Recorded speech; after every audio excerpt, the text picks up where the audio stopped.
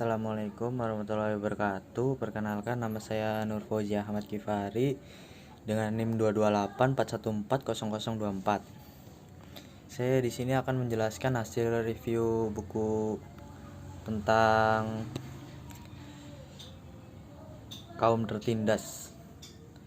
Dalam buku Pendidikan Kaum Tertindas dibagi atas 4 pembahasan. Pertama, membahas mengenai humanisasi, memanusiakan manusia, dan dehumanisasi, penghilang harkat manusia.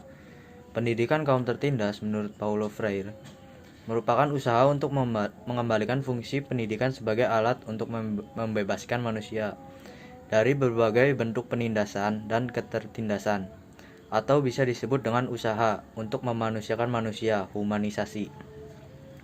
Paulo Freire juga mengatakan bahwa pendidikan kaum tertindas adalah sebuah perangkat agar mereka mengetahui secara kritis bahwa baik diri mereka sendiri maupun kaum penindasnya adalah sebuah bentuk pengejewantahan dari penghilang harkat manusia. Dehumanisasi, ketika kita memprihatinkan masalah humanisasi, justru akan membawa kita kepada masalah yang terjadi, yaitu dehumanisasi. Hal tersebut akan melahirkan sosok kaum tertindas. Ini disebabkan oleh kaum penindas yang mendoktrinasi kaum tertindas, sehingga doktrin kaum penindas tersebut dapat terinternalisasi pada tubuh kaum-kaum yang ditindasi. Pada bab kedua, kita akan membahas mengenai konsep pendidikan gaya bank dan pendidikan hadap masalah. Pada konsep pendidikan gaya bank, guru adalah subjek penabung dan murid hanyalah objek celengan yang harus diisi oleh seorang guru dalam proses murid-muridnya ya hanya mencatat, menghafal, dan mengulangi ungkapan-ungkapan tersebut tanpa memahami apa arti sesungguhnya. Pendidikan gaya ini meniscayakan dialog dalam prosesnya sehingga murid hanya dianggap sebagai orang-orang bodoh. Hal ini telah menciptakan suatu penindasan dan mengingkari hakikat pendidikan sebagai alat untuk membebaskan manusia dari berbagai bentuk penindasan.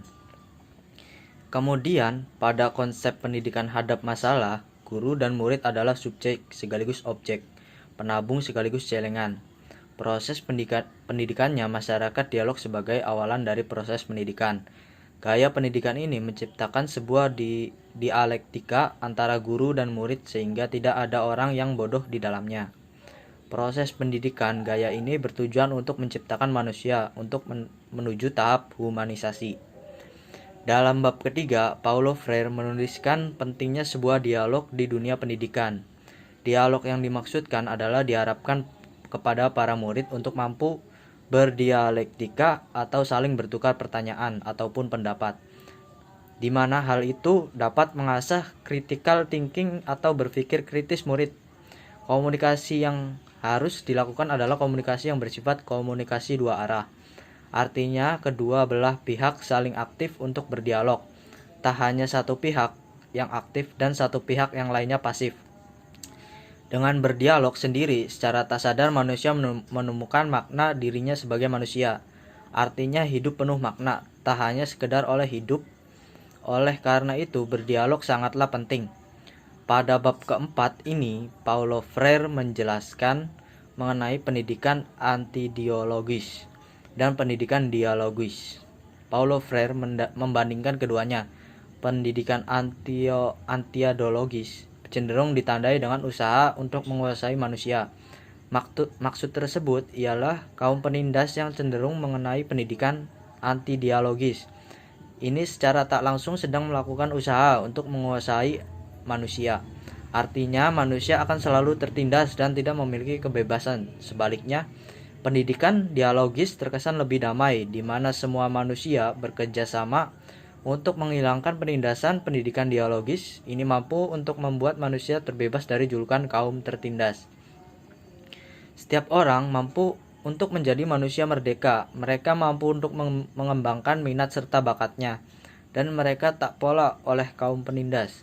Pada akhirnya kita sadar bahwa pesannya pendidikan selama ini masih cenderung memakai sistem pendidikan anti-dialogis, di mana murid-murid akan selalu menjadi kaum yang tertindas dan guru akan selalu menjadi kaum penindas. Guru akan selalu menaruh pemikiran-pemikirannya ke dalam pemikiran muridnya.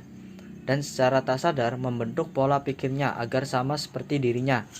Sistem seperti ini hanya menciptakan manusia yang homogen, manusia yang tak ada bedanya dengan manusia lain. Selain itu, mereka pun kehilangan kesempatan untuk menjadi manusia merdeka.